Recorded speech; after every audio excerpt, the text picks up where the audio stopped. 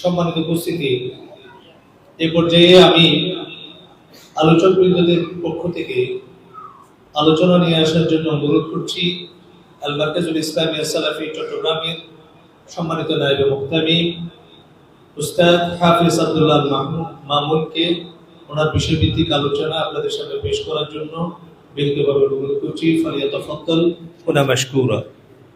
আসুন পবিত্র কুরআন ও সহিহ হাদিসের আলোকে জীবন গড়ি। আসসালামু আলাইকুম ওয়া রাহমাতুল্লাহি ওয়া বারাকাতুহু। ইন্নাল হামদালিল্লাহি ওয়াহদাহু والصلاة والسلام على من لا نبي بعده. أما بعد، فقد قال الله تبارك وتعالى في كلامه المجيد وفرقانه الحميد: أعوذ بالله من الشيطان الرجيم. قل هل يستوي الذين يعلمون والذين لا يعلمون إنما يتذكر أولو الألباب. আলহামদুলিল্লাহ, যাবতীয় প্রশংসা সে মহান রব্বুল আলামিনের জন্য,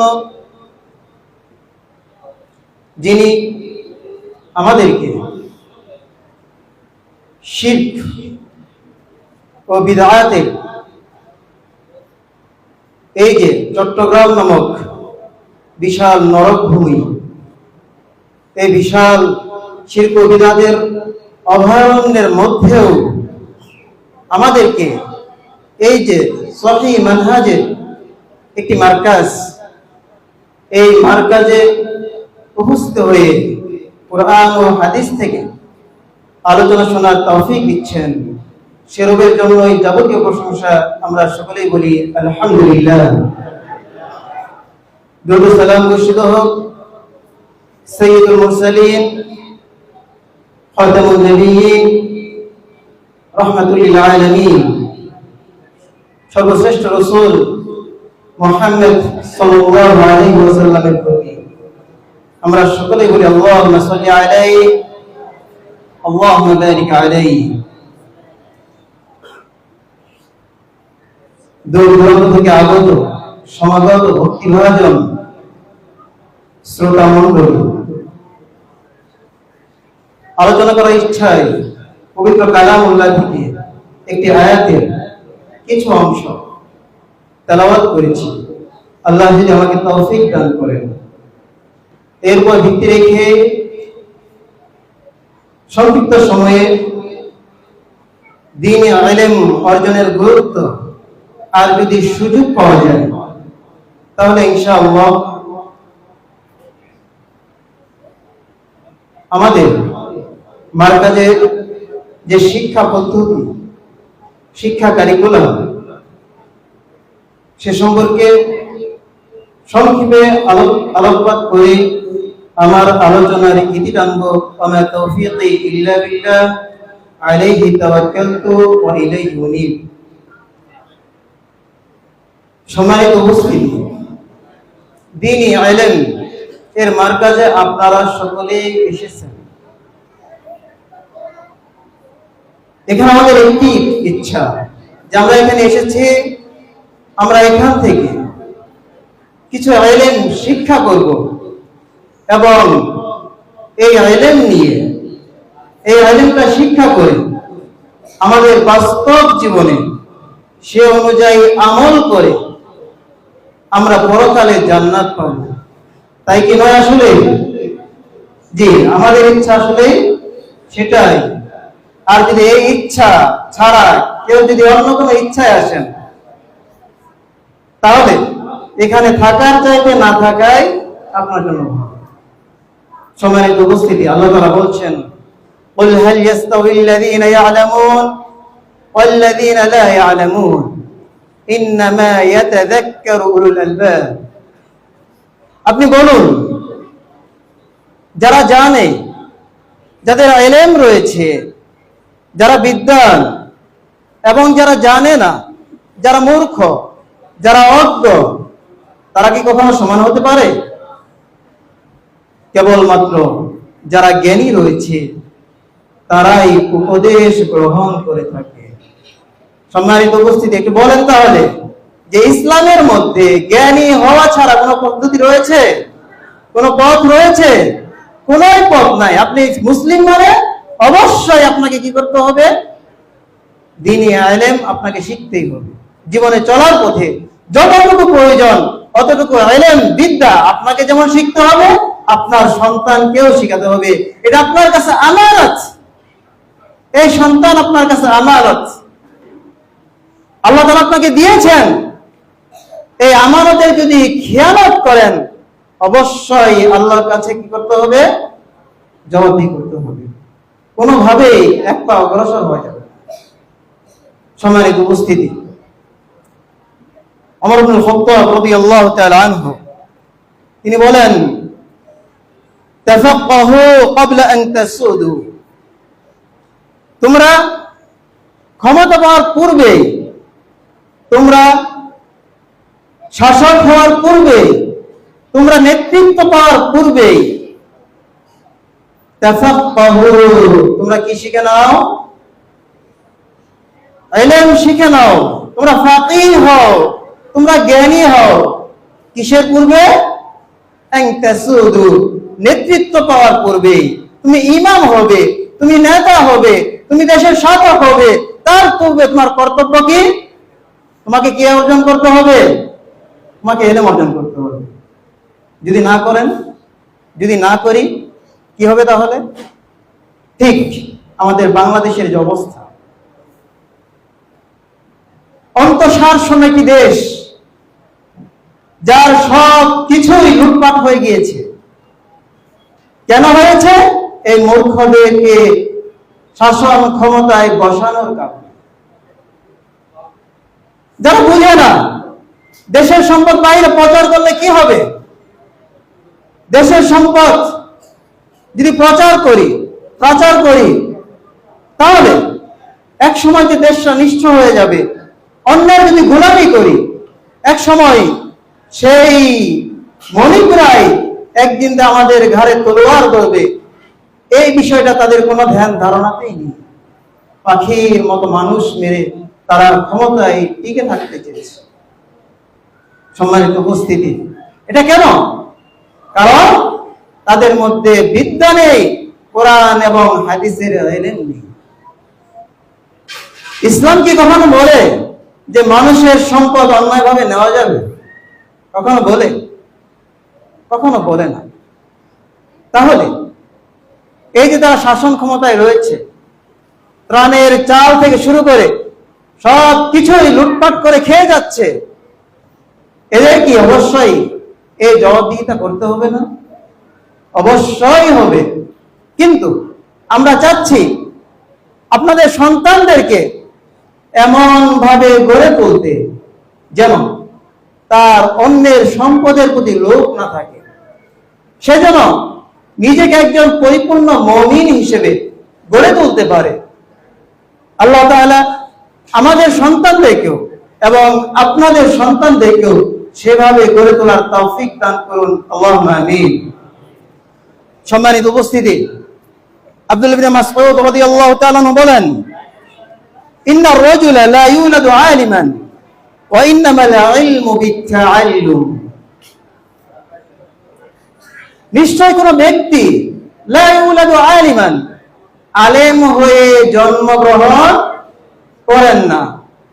ওয়া ইন্নামাল ইলমু বিত-তাআল্লুমি, ইলম কিভাবে শিখতে হয়? ইলম শিখতে হয় শিখার মাধ্যমে। আপনাকে অবশ্যই পড়তে হবে, আপনার অবশ্যই উস্তাদ লাগবে। আপনারা সকলেই আমানুল্লাহ বিন ইসমাইল মাদানী সাহেবের নাম শুনেছেন।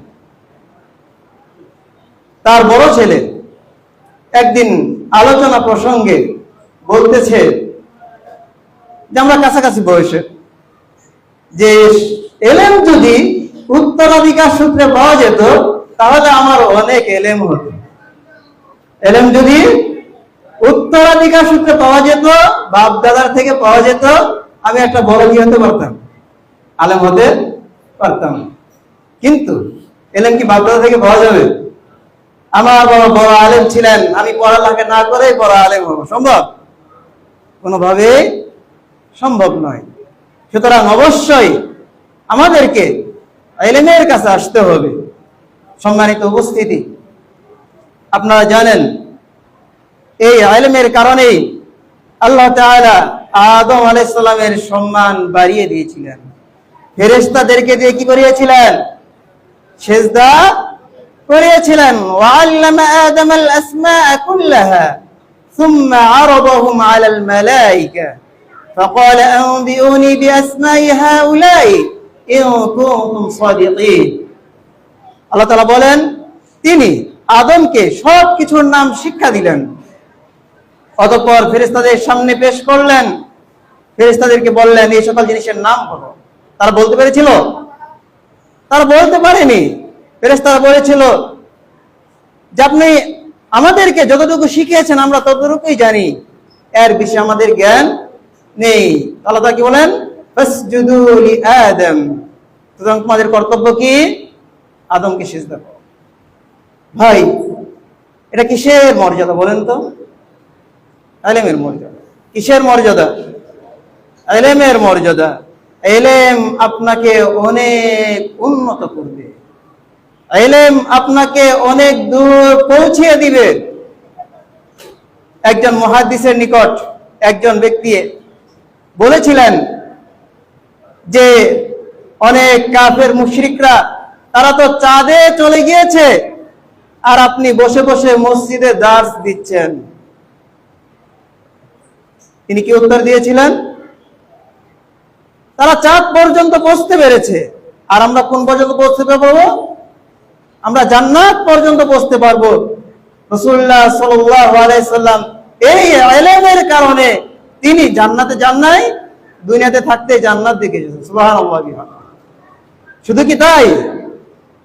তিনি যেতে যেতে প্রথম আসমান দ্বিতীয় আসমান পার হতে হতে তিনি আরো সপ্তম আকাশে পর্যন্ত পৌঁছে গিয়েছেন। আর চাঁদ তারা যা কিছু রয়েছে, ওয়ালাকাদ যায়্যানাস সামাআদ দুনিয়া বিমাসাবিহ, যা কিছু রয়েছে সব তো প্রথম আসমান। সম্মানিত উপস্থিতি, এটা চিন্তা করেন। তাহলে অবশ্যই আমাদেরকে ইলমের কাছে আসতে হবে। ইলম আমাদেরকে বাঁচতে শিখাবে, ইলম আমাদেরকে স্বাধীনভাবে বাঁচতে শিখাবে। আমাদের মধ্যে যদি ইলম না হয়, আমরা যদি মূর্খ হয়ে থাকি, অবশ্যই আমাদের প্রতিবেশী দেশগুলো রয়েছে, অন্যান্য যে দেশগুলো রয়েছে, মানুষকে যত মূর্খ বানিয়ে রাখা যাবে তত তার উপর রাজত্ব কায়েম তারা করতে পারবে। তাদের চিন্তা ভাবনা এটা, কিভাবে মানুষকে, কিভাবে বাংলার মুসলমানকে, কিভাবে তাদেরকে মূর্খ বানিয়ে রাখা যায়। আপনারা ইতিপূর্বে সরকারি যে বোর্ডগুলো ছিল, সরকারি বোর্ডের যে সিলেবাস, এটা আপনারা সকলেই সম্যক ধারণা রয়েছেন আপনাদের। তারা ঢুকাতে ঢুকাতে আমাদের মাদ্রাসাগুলোতেও, আলিয়া মাদ্রাসাগুলোতেও প্রায় সব গল্পই, হিন্দুদের গল্প, হিন্দুদের কবিতা যা আছে সব ঢুকিয়ে দিচ্ছে। একটা মুসলিমকে কিভাবে তার দিন থেকে দূরে সরিয়ে রাখা যায়, তারা গভীর ষড়যন্ত্রে লিপ্ত হয়েছিল। কিন্তু আমরা যদি সজাগ না হই, তাহলে অবশ্যই তাদের এই মরণ ফাঁদে আমাদেরকে পা দিতে হবে। আর এই মরণ ফাঁদে যদি আমরা পা দিয়ে ফেলি, আমাদের কোনোভাবেই রক্ষা নেই। সম্মানিত উপস্থিতি, তো বলছিলাম আমরা আমাদের এই যে মার্কাজ রয়েছে, এই মার্কাজে কয়েকটি সেকশনে, কয়েকটি বিভাগে আমরা ছাত্রদেরকে বিভিন্নভাবে পাঠদান করিয়ে থাকি। আমাদের এখানে রয়েছে কায়দা ও নাজেরা বিভাগ। আমাদের এই মসজিদের 3 তলাতেই কায়দা এবং নাজেরা বিভাগ, এবং এই মসজিদের 4 তলাতেই আমাদের হেফজ বিভাগ রয়েছে। আমাদের যেটা নাজেরা শাখা, এই নাজেরা শাখায় অর্থাৎ ছাত্ররা যতদিন কোরআন দেখে দেখে পড়বে, ততদিন ছাত্ররা এই নাজারার সাথে সাথে একাডেমিক বাংলা, ইংরেজি, আরবি বা অন্যান্য যে বিষয়গুলো রয়েছে সাথে একসাথে তারা কি করবে, পড়ে যাবে। বাস নাজারা শেষ হবে, তারা হেফজখানায় চলে যাবে। হেফজখানাতে ছাত্রদেরকে এত চাপ দেওয়া যায় না। এটা বিশাল কোরআন, 30 পারার কোরআন। এত বিশাল কোরআনের সাথে অন্য বই যদি আরো ঢোকানো হয়, বিভিন্ন সময় আমরা পরীক্ষা করে দেখেছি এতে ছাত্রদের লাভের চাইতে ক্ষতিটা বেশি হয়। সেজন্য যখন ছাত্ররা হেফজ করে তখন আমরা চেষ্টা করি তাদেরকে অন্যান্য যে পড়াগুলো রয়েছে তাদেরকে একটু দূরে রাখার জন্য, যাতে দ্রুত সে হেফজটা শেষ করতে পারে। কারণ হেফজ করা এটা একটা প্রাথমিক পড়া। আমরা অনেকে মনে করি একটা ছাত্র হেফজ করলো মানে অনেক বড় কিছু হয়ে গেল, এটা আমাদের ধারণা রয়েছে। এটা অবশ্যই ভুল ধারণা। আমি ছাত্রদেরকে মাঝে মাঝে গল্পটা বলি যে আমার নিকট এক আত্মীয়, তিনি বলছেন যে আমি যদি মারা যাই তাহলে আব্দুল্লাহ জানাজা পড়াবে, আমার কোন ছেলে যেন আমার জানাজা না পড়ায়।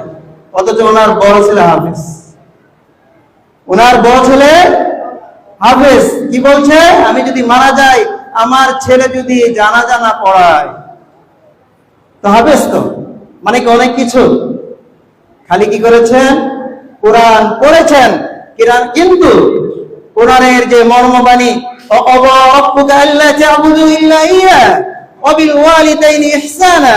এই যে মর্ম কথা, এই মর্ম কথা সে বুঝতে পারেনি। সুতরাং বলছিলাম যে হেফজ পড়া যেটা রয়েছে আমরা অনেকেই মনে করি এই হেফজ মানে অনেক কিছু, এটা ভাবা যাবে না। এটা একটা প্রাথমিক পড়া। আমার বড় বোন এটাকে উদাহরণ দিতেন, ওই যে নারিকেল আছে না, নারিকেলের উপর যদি আমরা কামড়াই মজা পাওয়া যাবে, ঠিক হেফজের পড়াটাও ওই রকম। যতক্ষণ না এর ভিতরে আমরা না ঢুকবো, যতক্ষণ না আমরা এই কোরআনের যে আয়াতগুলো রয়েছে এর অর্থ বুঝতে না পারবো, আমাদের চোখ দিয়ে কি পানি পড়বে? আমাদের চোখ দিয়ে পানি বের হবে না। আল্লাহর ভয়ে অন্তর ভীত হবে না আমি যদি আয়াতগুলো বুঝতে না পারি। সুতরাং সাবধান, যারা অভিভাবক রয়েছেন আপনাদেরকেও খেয়াল রাখতে হবে, যারা প্রতিষ্ঠান পরিচালনা করেন তাদেরকেও খেয়াল রাখতে হবে একটা ছেলের জীবন কিছুতে ধ্বংস করা যাবে না। কারণ আপনি হেফজখানায় দিচ্ছেন, একটা ছেলে 5 বছর 6 বছর করতে আছে, এর ভবিষ্যৎটা কি বলেন তো? এর ভবিষ্যৎটা কি? সে কি কোরআন হাদিস শিখতে পারবে? হেফজখানায় পড়তেছে, বাংলা, ইংরেজি, আরবি কিছুই নাই। আরবি যেটা শুধু দেখে পড়তেছে আর মুখস্থ করছে, কিন্তু সে কোনো কিছুর অর্থ পড়তেছে, শিখতেছে, কোন গ্রামাটিক্যাল বিষয় শিখতেছে, কোরআন বুঝতে পারবে কিভাবে, হাদিস বুঝতে পারবে কিভাবে, এগুলো কিছু শিখতেছে? কিছুই শিখছে না। তাহলে এভাবে যদি একটা ছেলের জীবন বছরের পর বছর হেফজখানায় কাটিয়ে দেয়, এই ছেলের ভবিষ্যৎ নাই। মনে করেন 5-6 বছর সে হেফজখানায় কাটিয়ে দিল, বয়স তার 15-16 হয়ে গিয়েছে, তাকে কোথায় ভর্তি করাবেন বলেন? না সে ইংলিশ পড়তে পারে, না সে আরবির কোনো অর্থ বলতে পারে, না সে বাংলা রিডিং ভালো করে পড়তে পারে, কি করবে? সম্মানিত উপস্থিতি, অবশ্যই এই বিষয়টা আপনাদেরকে খেয়াল রাখতে হবে।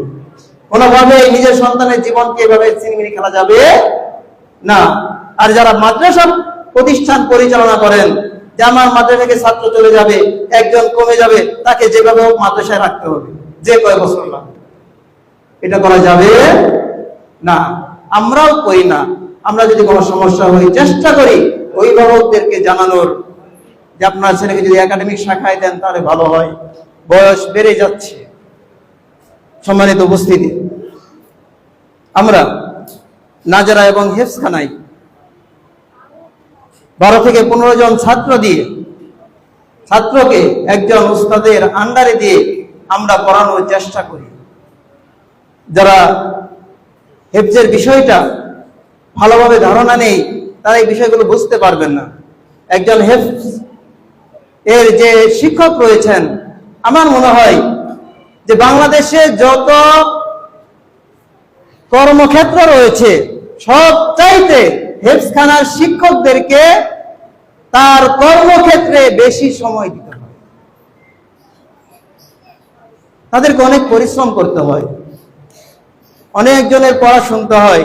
এখানে সবক রয়েছে, সাত সবক রয়েছে, আমুক্তা রয়েছে, বিভিন্ন বিষয় রয়েছে, অনেকগুলো বিষয় দেখতে হয়। একজন শিক্ষকের আন্ডারে যদি বেশি থাকে তখন ছাত্রদের হক আদায় করা সম্ভব হয় না।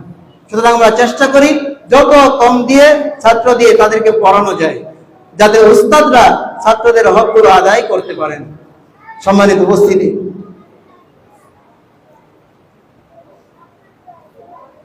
আমরা আমাদের প্রতিষ্ঠানে মারকাজে চেষ্টা করি যে যারা ছাত্র রয়েছে ছাত্রদের মধ্যে আমরা তিনটা ভাগ করি। একটা হলো ভালো, মিডিয়াম, তার চেয়ে একটু নিচ, তিনটা ভাগ করে তাদের জন্য নির্ধারণ করা রয়েছে যে তুমি 2 পৃষ্ঠা সবক দিবা, তুমি 1.5 পৃষ্ঠা দিবা, তুমি 1 পৃষ্ঠা দিবা, কোনো ক্রমেই যেন এর নিচে না আসে। আমরা এইভাবে ছাত্রদেরকে বিভাজন করে তাদেরকে হেফজ করানোর চেষ্টা করি। সম্মানিত উপস্থিতি, আপনারা হয়তো অনেকেই জানেন যে এই বছর আমাদের মারকাজ থেকে 5 জন হিফজ সম্পন্ন করেছে, আলহামদুলিল্লাহ।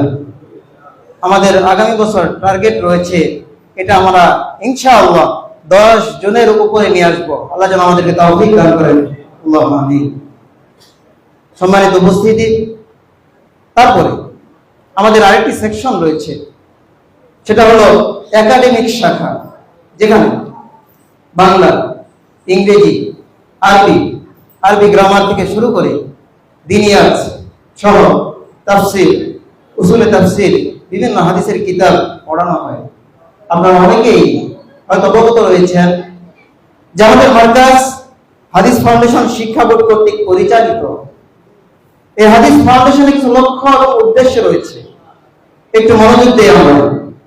তার মধ্যে 1 নম্বর হলো পবিত্র কোরআন ও সহিহ হাদিসের আলোকে প্রাতিষ্ঠানিক শিক্ষার বিস্তার ঘটানো এবং এর মাধ্যমে প্রকৃত ইসলামী শিক্ষায় সুশিক্ষিত দেশ ও জাতি গঠন করা।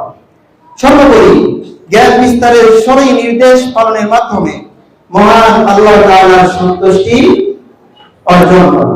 2, শিরক বিদআত এবং যাবতীয় কুসংস্কার ও বাতিল আকীদা আমল থেকে মুসলিম উম্মাহকে রক্ষা করা এবং সালাফে সালিহিনের মানহাজ অনুযায়ী ধর্মীয়, সামাজিক, অর্থনৈতিক ময়দানে ইসলামের সঠিক শিক্ষা ছড়িয়ে দেওয়ার জন্য উপযুক্ত কারিকুলাম ও পাঠ্যপুস্তক প্রণয়ন করা।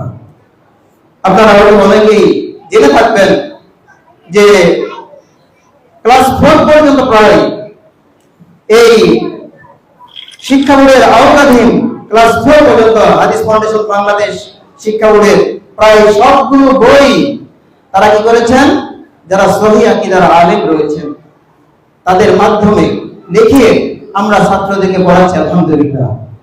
এখানে সরকারি যে সিলেবাস রয়েছে, যে পাঠ্যপুস্তক রয়েছে, বিভিন্ন হিন্দুয়ানি, বিভিন্ন রসম রেওয়াজ, বিভিন্ন কৃষ্টি কালচার দিয়ে যে বইগুলোকে ভরিয়ে দেওয়া হয়েছে, বিভিন্ন বিদআতি মাসলা মাসাইল থেকে শুরু করে তাদের আকীদাগত বিভিন্ন সমস্যা বিভ্রান্তি, যেগুলো দিয়ে বইগুলো ভরপুর, সেখান থেকে বেরিয়ে এসে সালাফি মানহাজের আলোকে আলহামদুলিল্লাহ তারা বই প্রণয়ন করেছেন।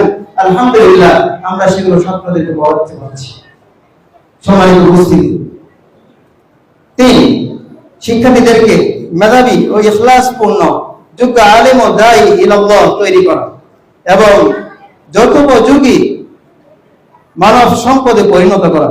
4, একমুখী শিক্ষা দ্বারা প্রবর্তনের লক্ষ্যে আরবি ও ইসলামী শিক্ষাকে প্রাধান্য দিয়ে 8ম শ্রেণী পর্যন্ত একই সিলেবাসে পাঠদান, অতঃপর মেধা ও আগ্রহের ভিত্তিতে মানবিক, বিজ্ঞান, কারিগরি বিভিন্ন শাখায় পৃথক পাঠ গ্রহণের সুযোগ সৃষ্টি করা। 5, শিক্ষার সকল স্তরে শুদ্ধভাবে কোরআন পঠন ও অনুধাবনের ব্যবস্থা চালু করা এবং এর সাথে বাংলা, ইংরেজি, আরবি, উর্দু ভাষা সহ শিক্ষার সার্বিক মানোন্নয়ন ঘটানো। তারপরে আমাদের এখানে ইবতেদায়ী শাখা রয়েছে, প্রি কেজি থেকে ক্লাস 5 পর্যন্ত। এখানে আমরা শিক্ষার্থীদেরকে বাংলা ইংরেজি থেকে শুরু করে আরবি উর্দুর সাথে কায়দা, কোরআন নাজেরা, কিছু হেফজ, গুরুত্বপূর্ণ সূরাগুলো হেফজ করানো, দিনিয়াত, দিনিয়াত বলতে কোরআন, এখানে হাদিস থাকে, দোয়া থাকে, বিভিন্ন মাসলা মাসাইল থাকে এবং বিভিন্ন আদব আখলাকের সমষ্টির মাধ্যমে তাদেরকে আমরা একজন পরিপূর্ণ আলেম হিসেবে তৈরি করার চেষ্টা করছি। সম্মানিত উপস্থিতি, এখানে রয়েছে ক্লাস 6 থেকে ক্লাস 8 পর্যন্ত আপনাদের সন্তানদেরকে ভর্তি করিয়ে পড়ানোর ব্যবস্থা। মুতাওয়াসসিতায় বিশেষ করে ইবতেদায়ী সেকশন আরেকটি বিষয়, আমরা ইংরেজির পাশাপাশি ইংলিশ স্পোকেনের প্রতিও আমরা গুরুত্ব দিয়ে থাকি, সাথে আরবি স্পোকেন, যাতে একজন শিক্ষার্থী ছোট থেকেই আরবি বলা, ইংরেজি বলার প্রতি অভ্যস্ত হয়ে গড়ে ওঠে। তারপরে আমাদের মুতাওয়াসসিতা শাখায় বিশেষ করে একটা বিষয় আপনাদেরকে একটু মনোযোগ আকর্ষণ করছি, সেটা হলো আমরা ক্লাস 6 এর বছরটা ছাত্রদেরকে আরবি শেখানোর জন্য টার্গেট করে থাকি। আর এটা মাদানী নিসাব পদ্ধতিতে শেখানো হয়, অর্থাৎ আমরা আরবিটা আগে ভাষা শেখাই, তারপরে গ্রামার শেখাই। ভাষা শিক্ষার মাধ্যমে ভাষা যা শিখবে গ্রামারের অনুকূলে, কিন্তু আমরা গ্রামারের ওরকম কোন রুলস প্রয়োগ করি না, বা যে গ্রামারের ধরাবাঁধা নিয়মগুলো রয়েছে এই নিয়মগুলো না শিখে বলার মাধ্যমে একজন ছাত্রকে গড়ে তোলার চেষ্টা করি। সম্মানিত উপস্থিতি, এক্ষেত্রে আপনাদেরকে অবশ্যই খেয়াল রাখতে হবে, আগামী বছর আমাদের মার্কাজে যারা ক্লাস 6 অধ্যয়ন করবে, বিশেষ করে যারা অভিভাবক রয়েছেন, তাদের মনোযোগ আকর্ষণ করছি, আপনাদের সন্তানদেরকে এই একটা বছরের জন্য হলেও অবশ্যই তাকে আবাসিকে দিবেন। একটা ছেলে যদি আবাসিকে একটা বছর আরবির উপর যথোপযুক্ত ভাবে ভালোভাবে সময় দিতে পারে, ইনশাআল্লাহ আমি আশাবাদী এই ছেলেটাকে যদি আপনি ইনশাআল্লাহ কোরআন খুলে দেন, কোরআনের যে জের জবর কেন হলো, এখানে জের হলো, এখানে জবর হলো, এগুলো কেন হলো, এগুলো তারা মোটামুটি 80 থেকে 90% বা এর চাইতে বেশি তারা আলহামদুলিল্লাহ বুঝতে পারবে। সুতরাং এখানে আরেকটি বিষয়, যে আমরা যেভাবে আরবিটা শিখাই এটা সিঁড়ির মতো, একটা সিঁড়ি পার হয়ে যেমন আরেক সিঁড়িতে পা দিয়ে 2 তলা 3 তলায় উঠতে হয়, আমাদের আরবি শেখানোর সিস্টেমটা ঠিক সিঁড়ির মতো। এই সিঁড়ি থেকে যদি কয়েকটা সিঁড়ি বাদ দেন, আপনি করতে পারবেন? অনেক ক্ষেত্রে দেখা যায় অভিভাবকদের অবহেলা বা ছাত্রদের অবহেলায়, সামান্য বৃষ্টি হয়েছে প্রতিষ্ঠানে আসলাম না, বিভিন্ন কারণ থাকে, একটু জ্বর হয়েছে বাস মাদ্রাসায় পাঠালাম না, এরকম বিভিন্ন অজুহাতে আমরা ছাত্রদেরকে মাদ্রাসা থেকে দূরে রাখছি, ক্লাস থেকে দূরে রাখছি, যার বিপরীতে দেখা যাচ্ছে এই ছাত্রটা, এই ছাত্রীটা দুর্বল থেকেই যাচ্ছে। সুতরাং আমি ক্লাস করেছি মাদানী হিসাবে, আমার মনে রয়েছে প্রথম বর্ষে শুধু বৃত্তি পরীক্ষা দেওয়ার জন্য 2 দিন ছুটি নিয়েছিলাম, সারা বছর আর আমার কোনো ক্লাস মিস হয়নি। শুধু তাই না, আমাদের শরীরে যদি 103-4 ডিগ্রি জ্বর থাকতো, আমরা ক্লাসের পাশে বসে শুয়ে আমরা ক্লাস করতাম। এটা চিন্তা করেন, দ্বিতীয় বর্ষ তৃতীয় বর্ষ আলহামদুলিল্লাহ আমাদের কোনো ক্লাস মিস যায়নি। তো আপনারা আপনাদের সন্তানদেরকে মাদ্রাসায় ঠিক মতো পড়াবেন না, আবার দাবি করবো আমরা যে আমাদের ছেলেরা যেন অনেক কিছুই শিখে, এটা কি সম্ভব? এটা সম্ভব না। অবশ্যই আমাদেরকে যেমন আন্তরিক হতে হবে, অভিভাবকদেরকেও কি হতে হবে? আন্তরিক হতে হবে। এর সমন্বয় যদি আমরা ঘটাতে না পারি, তাহলে আমাদের সন্তান কিছুতেই একজন বিজ্ঞ আলেম, একজন আবেদ হিসেবে গড়ে উঠতে পারবে না। সম্মানিত উপস্থিতি, সময় খুবই অল্প, আমাদের টার্গেট রয়েছে আমরা আগামী বছর ইনশাআল্লাহ, আপনারা দোয়া করবেন আমরা যেন এই বার্ষিক মাহফিলের মঞ্চে আগামী বছর আমরা বুলুগুল মারামের হাফেজ তৈরি করতে পারি। এটা ইনশাআল্লাহ দোয়া করবেন। আমাদের আরেকটা টার্গেট রয়েছে, ক্লাস 7 এর বছরে আমরা কমপক্ষে 15 পারা অনুবাদ সহ তারকিব তাহকিক এবং সংক্ষিপ্ত ব্যাখ্যা সহ ইনশাআল্লাহ 7ম শ্রেণীতে শেষ করব। এটাও আমাদের পরিকল্পনা রয়েছে, আপনারা দোয়া করবেন ইনশাআল্লাহ। সম্মানিত উপস্থিতি, আমাদের রয়েছে পৃথক বানাত শাখা। 3য় থেকে আমরা ছেলে মেয়ে আল্লাহ তাআলা যেন অতি সত্বর বানাত শাখার জন্য, মহিলা শাখার জন্য সেখানে ভবন তৈরি করার তৌফিক দান করেন, আল্লাহুম্মা আমিন। সম্মানিত উপস্থিতি, আমরা আমাদেরকে ছেলেদেরকে কি হিসেবে দেখতে চাই? এই পরিকল্পনাটাকে অবশ্যই আপনি যখন বিয়ে করেছেন তখন থেকে গ্রহণ করতে হবে। আপনি যদি বিয়ের সময় হেরে যান, সারা জীবন হেরে যাবেন। যখন বিয়ে করেছেন তখনই ঠকেছেন, কারণ আপনি এমন এক বউ গড়ে তুলেছেন, এমন এক ওয়াইফ গড়ে তুলেছেন যে এর কারণে আপনি আপনার সন্তানকে মাদ্রাসায় দিতে পারছেন না। এরকম কি নাই? অবশ্যই রয়েছে। আমাদের নিকট অনেক অভিভাবক আছেন, অনেক ভাইয়েরা আসেন, এসে বলেন, ভাই আপনার ভাবির কারণে আমার সন্তানকে মাদ্রাসায় দিতে পারছি না। তাহলে আপনি ঠকেছেন কোথায়? আপনি চিন্তা করেছেন তার অনেক সম্পদ রয়েছে, সে অনেক সুন্দরী, কিন্তু তার দিনদারিতা আপনি দেখেন নাই। যারা যুবক ভাইরা রয়েছে এখনো বিয়ে করেনি, সিদ্ধান্ত নাও, যত ঝড় ঝাপটা আসুক না কেন অবশ্যই তোমার সাথে যেন একজন দিনদার মেয়ে ঘর সংসার করে। এখন থেকে সিদ্ধান্ত নাও। তোমার বাপ যে পথে হাঁটুক না কেন, তোমার মা যে পথে হাঁটুক না কেন, তোমাকে অবশ্যই জোরালো ভাবে সিদ্ধান্ত গ্রহণ করতে হবে। নিজের সন্তানকে যদি একজন আদর্শবান সন্তান হিসেবে দেখতে চাও, অবশ্যই এখন থেকেই, বিয়ের সময় থেকেই তোমাকে পরিকল্পনা গ্রহণ করতে হবে যে আমি কেমন নারী আমার ঘরে আনছি। এখানে যদি ঠকে যাও সারা জীবন পস্তাতে হবে। সুতরাং সাবধান। সম্মানিত উপস্থিতি, আমাদের আরেকটি বিষয়, আমাদের সন্তানরা এখন হর হামেশাই অসুস্থ হয়। বিষয়গুলো খেয়াল রাখবেন। আপনার সন্তান আড়ালের ঘরে দোলাল বানাবেন না। সন্তান ছোট থাকতেই 6-7 মাস হয়ে যাবে, তাকে নিজ হাতে খাওয়া শিখাবেন। একজন সন্তানের 12 বছর হয়ে যাচ্ছে, 8 বছর হয়ে যাচ্ছে, আপনি তুলে খাওয়াচ্ছেন। এরকম অভিভাবক আমাদের দরকার নাই, এরকম ছাত্র আমাদের দরকার নাই। আল্লাহ তাআলা হাত দিয়েছেন কেন? আপনারা আপনাদের সন্তানদেরকে এমন ভাবে গড়ে তুলছেন, সন্তান যেটা চাবে সেটাই খাওয়াতে হবে। এর কারণে কি দেখা যাচ্ছে? বাস যেটা খেতে যাচ্ছে সেটাই খাওয়াচ্ছি, সন্তান তার মধ্যে রোগ প্রতিরোধ কোনো ক্ষমতা নেই, সে অহরহ অসুস্থ হয়ে যাচ্ছে। সারা মাস আপনি একই খাবার দিচ্ছেন, বাস সে ডিম ভাজি খাবে ডিম ভাজি, সে মুরগি খাবে মুরগি। এমন যেন না হয়, এমন বদভ্যাস আপনার সন্তানের মধ্যে যেন গড়ে না ওঠে। আপনার সন্তানকে একজন শক্তি সামর্থ্যবান সন্তান হিসেবে গড়ে তুলুন। এখনকার সন্তানরা এত দুর্বল, একটু কিছু হলেই মানে প্রত্যেকদিন দেখা যায় ক্লাসে গেলে একজন না একজন উপস্থিত। কি সমস্যা? এর জ্বর, এর ঠান্ডা, এর এটা, ওর ওটা। কারণ কি? সমস্যা আমাদের।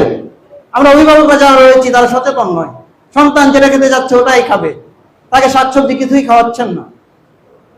সম্মানিত উপস্থিতি, আমরা আমাদের সন্তানদের জীবনকে ধ্বংস করছি, তাদের উপর জুলুম করছি। এটা আপনাদেরকে বুঝতে হবে। ছোট থেকেই আপনারা সিদ্ধান্ত নেন আমাদের সন্তান যেগুলো খেয়ে বড় হবে এগুলোর মধ্যে যেন শক্তি থাকে, এগুলো যেন অর্গানিক হয়। সম্মানিত উপস্থিতি, আরেকটা বিষয়, এই যে ফাস্ট ফুড, অহরহ গলিতে গলিতে চোখ গেলেই দেখবেন ফাস্ট ফুডের দোকান, চানাচুর, মুড়ি, কেক, বিস্কিট যা আছে সব প্রসেস ফুড।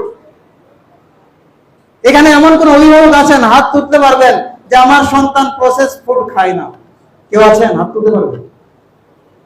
একজন অভিভাবক নেই, একজন বাবাও নেই। একটু চিন্তা করেন, এই যে খাচ্ছে, আমি মাঝে মাঝে ছাত্রদেরকে বলি, এই তোমরা দেখবা এই যে প্রসেস ফুডের দোকান, ফাস্ট ফুডের দোকান, তার পাশে দেখবে একটা ওষুধের দোকান। এখানে ফাস্ট ফুড কিনে খাবা, এইখান থেকে ওষুধ কিনে খাবা। সত্য কথা, বাস্তব এটা। আপনি যাই বলেন না কেন, এটাই বাস্তবতা। সম্মানিত উপস্থিতি, অবশ্যই আমি আপনাদের কাছে আহ্বান করব, আমাদের সন্তান যেন শক্তি সামর্থ্য নিয়ে গড়ে ওঠে, ওরা যেন দুর্বল না হয়। আমরা তাদের সকল কিছুর প্রতি অবশ্যই খেয়াল রাখবো, কারণ সন্তানরা আল্লাহ প্রদত্ত বিশাল একটি নিয়ামত। এই নিয়ামতকে অবশ্যই সুন্দরভাবে আমাদেরকে রক্ষণাবেক্ষণ করতে হবে। তাই আসুন আমরা চেষ্টা করি, যারা আমাদের সন্তানদেরকে মাদ্রাসায় দিয়েছি, সালাফি মানহাজের মাদ্রাসায় দিয়েছি, আলহামদুলিল্লাহ, তারপর আমাদেরকে চেষ্টা করতে হবে, আমাদের আত্মীয় স্বজন যারা রয়েছে, পাড়া প্রতিবেশী যারা রয়েছে, তাদের সন্তানও যেন এই সকল সহিহ আকীদার মাদ্রাসায় পড়ানোর সুযোগ পায়। এই সদকায়ে জারিয়ার কাজ আমাদের সকলকে করে যেতে হবে। আপনি টার্গেট নেন, আমি প্রত্যেক বছর 2 জন, 3 জন, 4 জন, 5 জন করে পরামর্শ দিয়ে তাদেরকে এই সকল প্রতিষ্ঠানে ভর্তি করানোর প্রতি আমি সচেষ্ট থাকবো। আল্লাহ তাআলা আমাদেরকে তৌফিক দান করুন, আল্লাহুম্মা আমিন। সম্মানিত উপস্থিতি, সময় শেষ। আমি আল্লাহ তাআলার নিকটে দোয়া করি, আল্লাহ তাআলা আমাদেরকে যেন নিজেদেরকে দ্বীনি ইলম অর্জন করার তৌফিক দান করেন, সাথে সাথে আমাদের সন্তানদেরকেও যেন দ্বীনি পথে গড়ে তোলার তৌফিক দান করেন। এবং আপনারা যারা দূর দূরান্ত থেকে কষ্ট করে এসেছেন, আল্লাহ তাআলা আপনাদের এই কষ্টকে যেন কবুল করে নেন, আল্লাহুম্মা আমিন। আসসালামু আলাইকুম ওয়া রাহমাতুল্লাহি ওয়া বারাকাতুহু।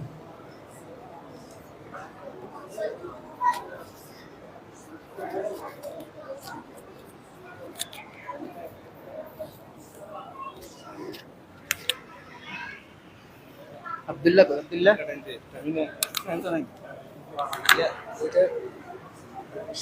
শেষ করে দিবা, এখন থাক না, এখন আবার শেষ করে দিব। জাযাকুমুল্লাহু খাইরান। আল মারকাজুল ইসলামী আস-সালাফি চট্টগ্রামের সম্মানিত নায়েবে মুহতামিম উস্তাদ হাফেজ আব্দুল্লাহ আল মামুন হাফেজাহুল্লাহকে মাদ্রাসা শিক্ষা ব্যবস্থার গুরুত্ব এবং আমরা কেন বাচ্চাদেরকে দ্বীনি শিক্ষায় আমরা শিক্ষিত করব, সে বিষয়টা তিনি উপস্থাপন করার চেষ্টা করেছেন। আল্লাহ সুবহানাহু ওয়া তাআলা তার ইলমের মধ্যে, তার আমলের মধ্যে বারাকা দান করুক, আল্লাহুম্মা আমিন। আপনারা জানেন আজকেরটা হচ্ছে হিফজ সম্পন্নকারী ছাত্রদের সংবর্ধনা এবং বার্ষিক মাহফিল। আমাদের এমনি বিভিন্ন মাদ্রাসায় যেটা করা হয় যে মাদ্রাসার মধ্যে আলোচকরা থাকে, আলোচকরা ওয়াজ করে। তবে দ্বীনি শিক্ষা প্রতিষ্ঠানের ক্ষেত্রে হওয়া উচিত আমাদের যে বাচ্চারা এখানে যে পড়াশোনা করছে, তারা কেমন পড়াশোনা করছে সেটা তাদের এক্সট্রা কারিকুলাম অ্যাক্টিভিটিস দেখলেই বোঝা যায়। তা আমরা চেষ্টা করেছি আমাদের সোনামণিদেরকে দিয়ে আমাদের এই প্রোগ্রাম সেশনগুলো সাজানোর জন্য। তা আমি আপনাদের কাছে অনুরোধ করব, আপনারা ধৈর্য সহকারে বসবেন। আপনারা অলরেডি আমাদের বিজ্ঞাপনের মধ্যে, প্রচারপত্রের মধ্যে দেখেছেন আমাদের সম্মানিত অনেক আলোচক বৃন্দ এখানে আছেন, যাদেরকে আপনারা পছন্দ করেন। ওস্তাদ ওয়াসিউজ্জামান উপস্থিত হয়েছেন, কিছুক্ষণের মধ্যে জামশেদ মজুমদার চলে আসবেন, ডক্টর সাকাউত হোসেন সবাই আসবে। এর পাশাপাশি আমাদের মাদ্রাসার বিভিন্ন ক্লাসের, বিশেষ করে বালক শাখার বাচ্চাদের প্রেজেন্টেশন থাকবে। আপনারা বাচ্চাদের প্রেজেন্টেশনগুলো দেখবেন, মূল্যায়ন করবেন, নিজেদের সন্তানদেরকে এভাবে গড়ে তোলার জন্য প্রতিজ্ঞাবদ্ধ হবেন। আল্লাহ সুবহানাহু ওয়া তাআলা আমাদেরকে তৌফিক দান করুক, আল্লাহুম্মা আমিন। এ পর্যায়ে আমরা ইনশাআল্লাহ মাগরিবের সালাতের বিরতি দিচ্ছি। মাগরিবের সালাতের পরে ইনশাআল্লাহ আমাদের প্রোগ্রাম মাগরিবের সালাতের পরপরই শুরু হবে। আমি কাউকে বাইরে ঘোরাফেরা না করে সালাতের পরপরেই স্ব আসন গ্রহণ করার জন্য বিনীতভাবে অনুরোধ করব। এবং আমাদের 3 তলার মধ্যে আপনারা জানেন আমাদের মসজিদের 3 তলায় প্রজেক্টরের ব্যবস্থা আছে। যাদের এখানে জায়গা হবে না তারা 3 তলায় বসতে পারবেন। এবং মা বোনদের জন্য 4র্থ তলায় মাদ্রাসার আপনার সিঁড়ি দিয়ে অ্যাক্সেস করে 4 তলায় ব্যবস্থা করা হয়েছে, সেখানেও প্রজেক্টর রয়েছে।